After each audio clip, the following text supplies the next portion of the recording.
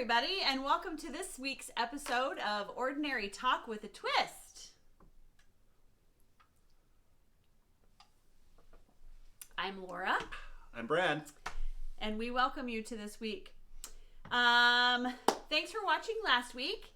It was a great episode to have our second guest host on. It was. Yeah, she did a great job. So thank you for watching. If you watched, we hope that you learned something educational, informative that you can take into your daily lives. Maybe share with a loved one of yours. So we appreciate that. It is Kidney Month, the whole month of March. It's also National Colorectal Month. So make sure that you are taking care of you and yours and getting those screenings done. So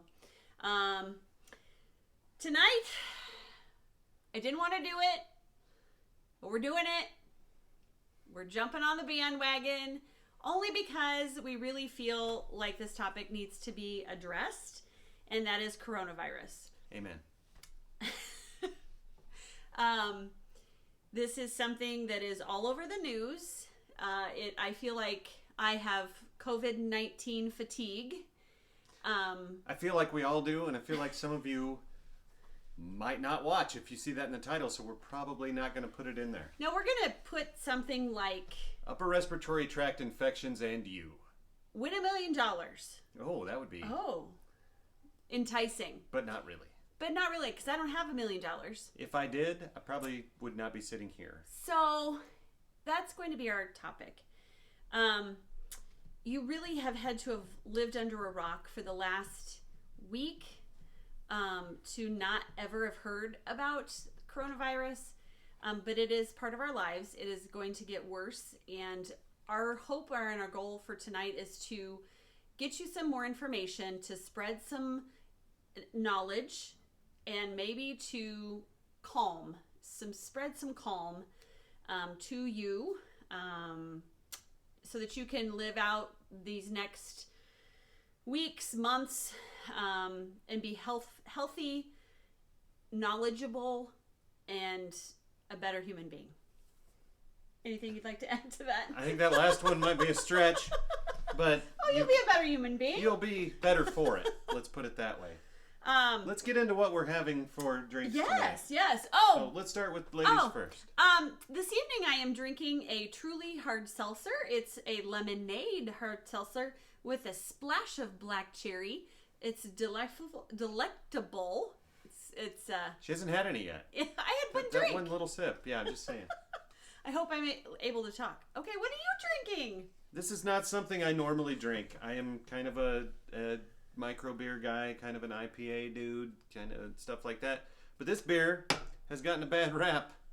So I stopped and actually, I didn't want to buy a 12-pack of it, but I bought one big honkin' can of Corona Premier. I've never had Corona Premier, but Premier sounded better than Corona Extra to me. They both sound better than just normal Corona, but I think Extra is like down here and Premier is hopefully up here. So I'm going to let you know. That first sip I had of it, it tasted better than I remember Corona tasting. Cheers. Cheers. To coronavirus, COVID-19. It's not bad. I tell you what, Corona, I know right now you're looking for people. If you would like to jump on board, I'm in. We're available. I will drink this every week. Ordinary Talk with a Twist on YouTube. We're a 2-person gig. Sometimes more. But we have an occasional guest two host. main people. Well, one main person and a sidekick. Fairly low budget. Very. As evidenced by the surroundings. Anyway, let's move on. Hey, this is my living room. What does that mean? No, we're going to go on to the serious stuff. Yes. Sorry. Oh, yeah. Let's be serious. Anyway, we would like you to learn something this evening. So, coronavirus. It is a large family of viruses. You may not have known that it is actually not just one single virus. We've been testing for coronaviruses for years. It has cousins. You will remember some of these. There was a virus called MERS quite some time ago. Another one that made even more news. There was one called SARS that you might remember. Also coronaviruses. Yep. Also in this same type of contagion and quite honestly, same type of sort of death rate as this virus. Yep. Yeah. So MERS was in 2012 in Middle Eastern. That's why it's MERS, MERS. SARS was first reported in Asia in 2003. And again, very self-explanatory. South Asia, Middle Eastern respiratory virus. And we followed the same pathway with COVID-19. So if you break that down, coronavirus disease. 19 was actually the year that it was first detected, so 2019. So I know that we have decided not to call it the Wuhan virus because people have said that that's racist for some reason, even though we're only saying where it was first discovered. But we've decided to call it COVID-19. I'm getting tired of calling it coronavirus because, whether this is my favorite beer or not, Corona has taken a hit for this because, damn, people be dumb. Well, let's be honest, too. Wuhan. Yeah, it's hard for people to say in this country, too. I think that's we're kind not of the greatest at saying that would words just that be a don't fit in our English horrible language. joke for some comedian. Yeah. So anyway. I like COVID-19. COVID-19, it does. It kind of rolls off the tongue. So it is a virus. It makes you feel like you have a viral infection. What are these symptoms? Well, let's talk about those. You feel like you're coming down with an illness. You have a fever. You have headache, body aches. Let me get to some of those. I'm on the CDC website, which I do go to a lot, and I do recommend you follow that as well. But you feel kind of like you are coming down with an illness. So cough, headache, fever, body aches. Dry cough. Yep. From what I understand. Let's talk about who is at risk. And this is one of those big flashing lights. If I had a siren, I would play. Where's our sound girl? Oh, she had to be gone tonight. Yeah, shoot. We couldn't afford an extra staff member tonight. It's low budget, like I said. What sound would you like? It's okay. I can make sounds. But the populations that are most at risk. And I feel like we're kind of at a broken record because these are the same people that are at risk for influenzas. Mm-hmm. So these are the people who have heart disease. Oh, that was kind of a sound. That was professional. Heart disease, lung disease, diabetes, and frankly, anybody over the age of 60. And so those folks really want to be paying attention to everything that's going on in the world with anything related to the coronavirus. So, anything you want to add with that? No, I mean, if you...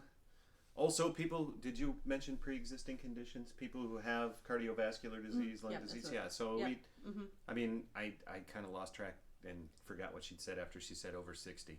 And as you get over 60, it's like from 60 to 69, over 70 is worse, over 80 is worse. But that's the case with any type of upper respiratory tract infection.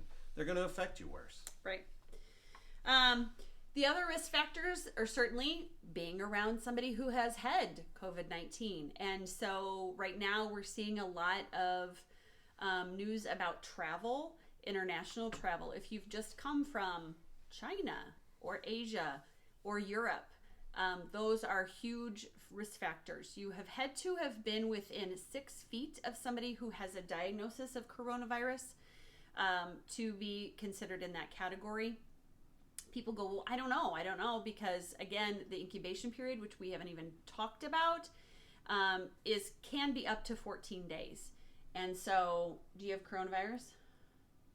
Maybe. Have you traveled outside the United States? No, I haven't traveled outside of Iowa since about a month ago. So he's reducing his risk factors right there. Yeah. So that is good. Okay. So let's talk about some of the. I'm kind of at there's so many different directions I want to go with this. We're going to talk about the response to this. Today, the Iowa Department of Public Health put out a message that there is no need to stockpile and hoard supplies. I cannot stress enough the fact that even though you may be quarantined to your home for 14 days, I can guarantee you that you do not need 10 packages of 8-count toilet paper. I would like to add, if you were using that much toilet paper before this happened, you should have already been to the doctor. Because something is wrong with you. This is not a disease that makes you go to the bathroom. This is a respiratory illness, so unless you're putting that toilet paper in your nose, because if you have a runny nose, I suggest Kleenex. They work a lot better. They come made for the task. Well, they come in a really cute box, and they don't leave that the residue, that sometimes toilet Some paper of them does. are infused with aloe, which will keep your schnoz They're feeling good. like lotion Because infused. you're gonna have a runny nose, you're gonna feel bad. Now, should you have toilet paper on hand? Absolutely. Yeah. Should you run out? I hope you have a friend, a relative, a neighbor, or a coworker that you could ring on the telly to bring you On the telly. a supply. The fact of the matter is that I had to go to the grocery store for groceries. I was out of milk. And when I get to the grocery store and the entire aisle of toilet paper is gone. It's insane. So, Because you know how many times that's ever happened to me before in my life? So I stopped at Hy-Vee. I'll give Hy-Vee a plug. This is where I bought this. Because I didn't have any beer in the house because of, first episode I said I was going to try to drink a little less. I haven't had any beer in the house. Not because you're stocking up for Corona? You didn't buy all this beer? No. Now, anyway. So Right. I bought a Corona. Just to see how things were looking at Hy-Vee. So the aisle where they keep the Clorox wipes, those bad boys are gone. That's a ghost town. Toilet paper aisle. Looked like they might have got a truck in today, so there were a few packages. But one, I'm not kidding. This is from me counting as I'm walking through the store. 1 out of every 2 carts, people who had toilet paper. And if they had 1 package, they had 3. I didn't see anybody who had toilet paper who just had 1 package. I know. And I'm talking about like 9 rolls of toilet paper or more in a package. Now, I'm going to be a little bit of a hypocrite. We buy our toilet paper at Costco. It comes in a giant package. I bought it on Monday, but we were out. I'm not planning on buying toilet paper again for 6 months. It's like 48 rolls of toilet paper. I'm not, Right. Maybe if you wrap your body in it, you can stop the right. coronavirus from getting you. So on that same note, it is a good idea, and I will tell you this, I would like you to have a few groceries on hand. Why? Because if you do come down with the coronavirus, I would like you to stay hydrated. Now, do I need you to go back to the grocery store and buy 6 cases of water? No. I do not believe our water supply is in short supply. I do not believe that our water supply is going to get infected. The water out of your tap, your refrigerator, will be fine. And so I do need you to stay hydrated, whether that's through, again, water, your other choices of beverages. But again, the hoarding situation has really gotten out of control. And I would like people to kind of recognize their own anxiety about the situation, and look at your cupboards, because in the end of the game, do you have enough food to sustain yourself and your loved ones for 2 weeks? And if the answer to that is yes, you're good. True story. If you look at your cupboard and you go, holy cow, I could feed a church family, there's a problem. And then we need to scale back our efforts. Number one, it's not cost effective. Also, if you have a can of tomato soup and a package of lima beans, that's also a problem. You need some more food. Right, and that was my second thing. So, the theme for tonight is preparation without panic. And so that's where we want you to go with this, is be prepared. Knowledge is power, but let's not panic about the situation. So we've talked about symptoms. We've talked about who's at higher risk for the COVID-19. So let's say, Brad, I just traveled across the country. I'm kind of feeling a little sick. What should I do?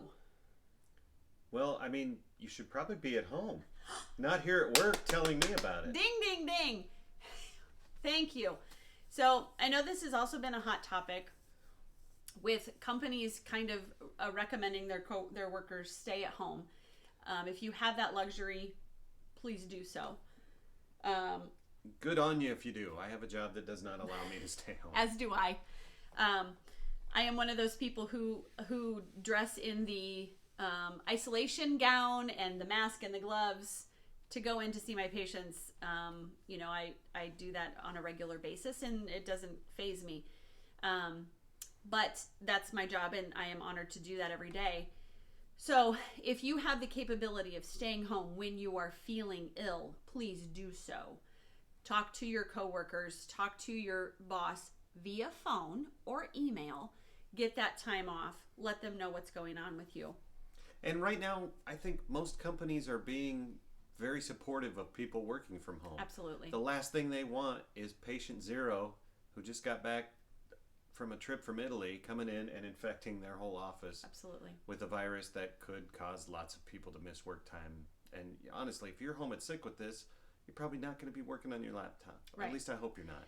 And that is an important thing is that this, again, similarly to a lot of the other viruses that we have out there, it's important for you to get sleep, to get rest, to stay hydrated, to focus on getting well, not probably hacking all over a laptop or trying to use your, intellectual capability to work on a document that is due in 2 days, because I'm going to guarantee that's probably not the best work you've done. One of the things that we can't stress enough is not coming to your physician, to the clinic, to the urgent care, to the ER unless again, where's our sound machine? Where's our blinking lights? Ding, ding, ding.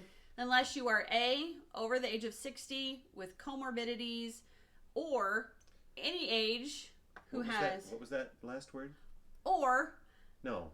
Comorbidities? Comorbidities. Health. Explain that to people. Other health concerns. So, if you have diabetes, heart disease, lung disease, if you have asthma, COPD, anything along those lines, and you have chest pain, you have shortness of breath, you've not been able to drink fluids for several hours or keep fluids in you, that's when we need to see you. If you feel like, I have a little cough and my temperature is 100.5 and I'm going to run in and be seen, no, we're going to stop you at your car, maybe, at the door, because you're going to sit and wait for a long period of time. That just Did you say temperature 105? 100.5. Okay. I thought you said 105. It's like, if your temperature is 105, you probably aren't running anywhere. You're crawling. Yeah. But that coming in just precipitates more spread. Yeah. More spread. So, and again, all of the stuff that we're going to be talking about is not necessarily new information. It's just reiterating some of the basic logic information and hopefully reiterating the preparation without panic. And I'm going to say I'm one of those people at a risk. I have asthma. I've had it for a very long time. I still, it puts me at risk for other upper respiratory tract infections as well. Now, to be fair, I can count the number of days in the last 20 years I've missed work because I was sick, and it was 7. And one because I had like a really bad cold, and twice because I had the flu for 3 days each time. Right. And I have asthma. It's an upper respiratory infection, a respiratory tract infection. I did, not to my knowledge, die. I feel terrible? I wanted to die one of the times when I had the flu. I thought I was gonna, but not really. Did I use my inhaler way more than normal? Right. Yeah. Yeah. But. Well, and that the unfortunate part about this too is, again, this is a new virus. The unknown is out there, and I think that also leads to wanting to panic. We as I just touched my face. Sorry. Scientific background people, we can't. If we panic in our jobs, that doesn't get the job done. in our situations, if I panic, people die. And so remaining calm is the best thing, and it gets the best results. And that's what we're trying to relay to you. I want to reiterate right now that in my job, if I panic, hopefully people don't die. I do not work in healthcare. I make recommendations to people as being involved with safety at work, but I don't cause people to die when I panic. If you have panic with but I don't bad safety, panic, so. What happens? Well, I mean, yeah, Accidents. Absolutely. Accidents can happen in that way, and we try to avoid those at all costs. And we plan for it, we prepare, and we try to avoid them. Sure. And does that say that they never happen? No. I wish. But So, right now, prevention is also occurring across our country. A lot of the things that are happening today were involving canceling of a large number of things. And one of the things, too, that we should probably talk about is the minute that I post this, some of this information is going to be old. Yeah. And it's changing. Outdated. Yeah. It's changing by the second. But a lot of the things, again, because this virus is so new, we don't understand, like, if it would land on, say, this paper, how long does it stay here? How long is it able to live out here in the air? Does it die when it dries? Or does it need to be cleaned? Can I touch it in 2 days? Those are things that we're still researching and learning. How many organisms does it take to infect you? Like the flu virus, I know for a fact, one flu virus in your nasal mucosa can give you the flu. I don't know if that's the case for a corona type virus for COVID-19. A lot of diseases need a lot bigger inoculum than that. Like somebody has to sneeze on you. What the heck's an inoculum? An inoculation. How much of the bacteria or virus you have inhaled, ingested, or gotten on he your thinks skin. I use big words. Haha. Okay. Okay, my bad. Nasal mucosa is just in the mucous membranes of your nose. Sorry. It's all right. I'm You not got to trained. talk your stuff. I did. I got to say some big words. Sorry.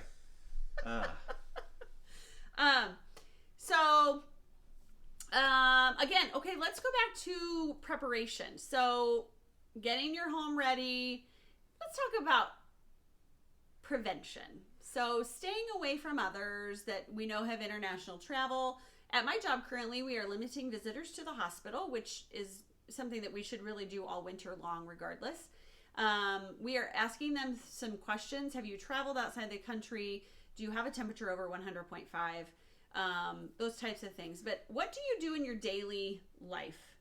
I personally wash my hands every time I come in and out of a patient's room. So before I go in, my hands are clean. The minute I come out, my hands are clean. I wash my hands, obviously, when I use the restroom.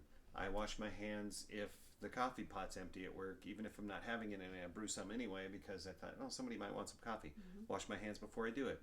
I wash my hands if I've been at my desk. I wash my hands if I've been in an area of the building where I don't usually go. I got used to working in microbiology for all the years that I did, washing my hands a lot. And I still do it a lot. And it's, at this time of the year, it's really hard on my hands. You don't really want to see our hands close up. I've got cracks. I used some hand sanitizer today because I had just touched something and I thought, I'm not really in a position to wash my hands in a meeting, so I used some hand sanitizer, found out how many cracks I had on my hands. It was a lot. Yeah. So they're stressing the importance of hand sanitizer, which is, or I'm sorry, hand washing, which is absolutely 100% required. I kind of took for granted that most people forget that. And I kind of feel bad because, again, when we went back to the store, the whole aisle of Lysol, Clorox. Now, I hope y'all aren't using those on your hands because you really could use just antibacterial soap. Or just soap. Yeah, just even regular just soap. Just soap. Just good. You know what they had plenty of at the store when I was there? I also walked through that aisle. They had plenty of soap. Plenty of soap. People aren't buying that. So, good hand washing. The Lysol and the Clorox wipes, fine. They work great for your surfaces. No need to hoard. And again, folks, wash your hands. Wash your hands, wash your hands, wash your hands. Cover your coughs, cover your sneezes. Don't chew your fingernails. And stop touching your face, which my glasses prevent me from touching my eyes, which is a big thing. But, you know, putting your fingers in your mouth, again, chewing the fingernails, your nose, those types of things. But again, if you do it and you go, oh, go wash your hands. So that's a big thing. Again. And please, just because I've been in the bathrooms at sports bars, dudes, wash your hands after you go to the bathroom. That's disgusting. Just turning the water on and going flick, and then drying them off with a towel is not washing your hands. What are they saying? Like 20 seconds? Walking up and looking in the mirror and looking at your hands and going, they're not dirty. They're probably cleaner than before I touched it. That is not washing your hands. That's disgusting. Because now I have to open the door with the towel because you just touched the door handle with your wiener. Sorry. Oh, wow. Yeah. Oh, yep. Okay. Yeah. I didn't come into the bar for that. Have another drink. No, just kidding. Is it 20 seconds? Is that what I That's think? What it's they 20 say. seconds. There's a whole bunch of songs. They say to sing happy birthday through twice. I don't know. If you can't figure out how to wash your hands for 20 seconds without singing a There's song. all these songs now. There's hand washing songs. And yeah, I find that to be interesting. I'll just leave it at that. I mean, what they say, get the soap on, get your hands wet, get the soap on them, scrub them like here, backside, between your fingers, get the fingertips, try to get under your fingernails as much as you can with both hands. Get your thumb. Don't forget to do the thumb down here in that thumb crevice. Yes, the thumb was important. We do did that. I don't know how long I've been doing it now, but I bet it's pretty close to 20 seconds. And then I'm going to rinse them off. If you want to do it like they do in the hospital, you can rinse off fingertips to palms. You probably don't have to do that because you're not going to stick your hands inside somebody's body cavity that you cut open. Just rinse them off. Not taking out a gallbladder? I'm not. Not usually. If I do, it's quite a thing. You know what we forgot? No. Your joke. Oh. Let's tell a joke. We'll take a break in the action to tell Brad's joke. Okay. This one's a little darker than, or not darker, dirtier than most. Be ready. So what do you call the condition when a musician has erectile dysfunction? You did just say wiener. I did. I don't know. D flat. Oh, cheers. I guess my timing was good. Mm-hmm. So, thanks everybody. Wow. Very interesting. So let's talk about, in our last little bit here, why everybody is getting these notices, why my kid is not going to go to school. I don't understand. Everything's closing. The basketball tournament. What am I going to do over the next 2-3 weeks with no basketball? I feel bad for all the guys who scheduled their vasectomies. Why can't we get off this topic? For next Thursday. So they could sit for 2 days with a bag of peas on their lap and then be good to go. And I mean, I understand. It's like a thing. Never mind, but I just know that it happens. You're going to have to watch movies or something instead. Maybe you could watch some chick flicks and get in touch with your feminine side instead. Okay. Anyway, so when we talk about a little epidemiology, which is the spread of illnesses, we talk about when it begins, maybe it begins slowly, but then we get this very rapid spike. And so we get this really big curve, kind of like a bell curve for anybody who knows what I'm talking about. And I should have drawn this out and held the sign up, but I didn't. So we have this really big spike, and some of this has been online for you to see, so I'm sure you've seen this on Facebook. But we're trying to flatten this curve out. You gonna draw it? We can draw a bell curve. Art. We're gonna do art really fast. And so. Wow, that's terrible. Not an artist. And so, in order to stop that really big spike, yes, lovely. Now you're gonna flatten it. Okay. Well, yeah. Okay. Wait. Okay. Here. Can you see that? Oh, that's my bell curve. Push. So we have this really big spike, and we're seeing that start right now. We've gone from a few cases in the United States, and we're getting more and more and more. And what we want to do, you can just draw it right over top. I could have. Okay. Yeah, well, there you are. One moment, please, while my artist goes back Gonna go back. The bell curve. See, this time of year it's really hard for me to turn pages. Lovely. So, by decreasing the contact, I'm going to make this a little darker. We should have had a marker out here. Yeah, we should have, but low budget, and it's just the two of us thinking last of things. minute art here. We hope that you all are out there laughing at us, getting some knowledge. But we're flattening the curve right there. There's the flattened curve. And that happens because we keep people home. We quarantine those at home who are healthy enough to stay home if they get the virus, or we stop the spread by not having tens of thousands of people at basketball games, at any sort of function. NBA games, we had 2 Utah Jazz folks just tell us, oh, hey, I'm positive for coronavirus. So by stopping the spread, we hoping to flatten that curve. So and what I will say, I know that we live in Des Moines, Iowa. They're extending their spring break a little bit. I'm sure other schools will follow suit. Yeah. That is great. We do need to do things like that. What I'm saying is, if they do that, you need to keep your kids at home. Don't let them go to the mall. Don't let them go to movies and hang out with kids they don't normally see all the time.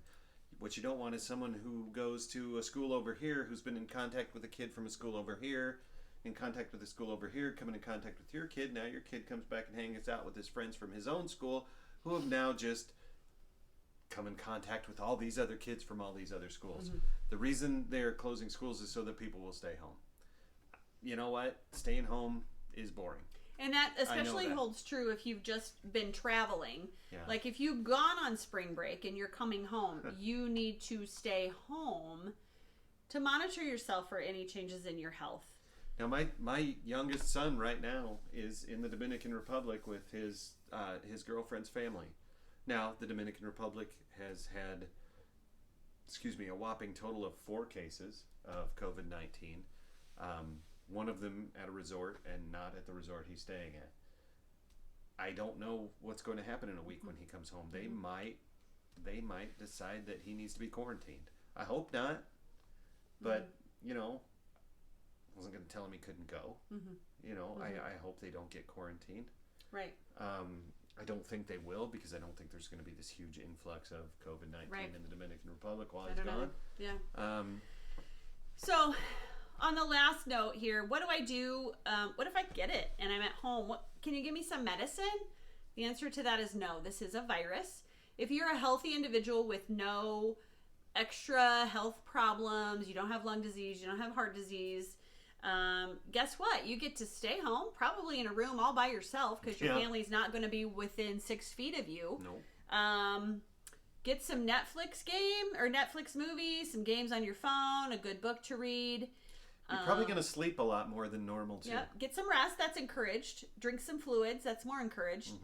But there is no cure for this right now. We have been hearing that a vaccine is in the works. But literally, it is a virus. And unless you get a secondary problem, like a bacterial concern, such as pneumonias, because your immune system's weakened. Right. Then we want you just to stay home and get over it, which most of the people in the United States are actually doing, getting over the virus. Again, the people who have seemed to be of the higher death rate have been the elderly. And that's the case with any upper respiratory tract infection that spreads among people easily, because their immune systems are weaker. And I mean, I'm going to turn 50 here in a few months. I'm getting older. Things don't bounce back like they used to. They just Let's all pray for Brad that he doesn't get it. I don't need any extra prayers. I'm Pray just for kidding. people who need it. But I'll take them. But we just stress the importance of being prepared without the panic. Please do not wear your winter gloves to the grocery store. They do not prepare you. They don't protect you. They are not impermeable to this virus. Please stop buying masks. Yeah. If you don't need them. If you needed them before this, fine. You still need them. If you didn't need them before this, they are not going to help you. And the only thing that's going to happen is the people that truly need the supplies are going to go without, because the people who are scared and buying supplies who don't need them are going to have them at their home, and truly the people that need the supplies are going to go without. So just look at what you have, take an inventory, be prepared, ask questions, and if it makes you feel better, tie a bandana around your face. If you have those, don't go buying up all the bandanas because I said that. Sorry. Just, yeah. I mean, the bandana sales are just go. Yeah. They're going to go through the roof. It's crazy. It's crazy. So, on that note, do you have anything else you'd like to add about COVID-19? You know what? I hope that in a few weeks we'll be able to look back at this and say, okay, we got through this. Yes, people died, but people die from disease all the time, and that it wasn't as bad as we made it out to be. And hopefully we learn something from that for next time, that something like this happens. I didn't really want to dwell on all the statistics. You can read those online because, again, those change every day. But please get them from a good source. Right, yes, absolutely. Get them from the Center for Disease Control and the World Health Organization. Do not get them from news sites. Absolutely. Because I can skew statistics to say anything I want them to. And while I love a good news program, the media is not your best source of information. Or news media, I'm sorry. Go to the CDC. Just like Brad said, go to WHO. No matter World how you Health stand politically, I'm not knocking news over here or news over here. None of them are doing a very good job. No, they're not. They're and again, trying to get people to watch their show so they get paid more money. Absolutely. There's money in ratings. There's money in scare tactics. So don't fall for it. Get yourself educated. And reach out to one of us if you have a question that we didn't answer. You can comment on our vlog. Please do so. We're not afraid to answer your comments. None of you have yet so far. I don't think anyway. No, I've not seen any. Go ahead. Yeah. I mean, we'll talk. So we can have a civil conversation. Yeah. And again, this was more about getting some calm into a world of kind of uneasiness right now. So we hope you enjoyed the program, and stay tuned. We hope this is just another little bump in our wonderful world of health. So here's to another episode of Ordinary Talk with a Twist. I'm Laura. I'm Brad. Cheers.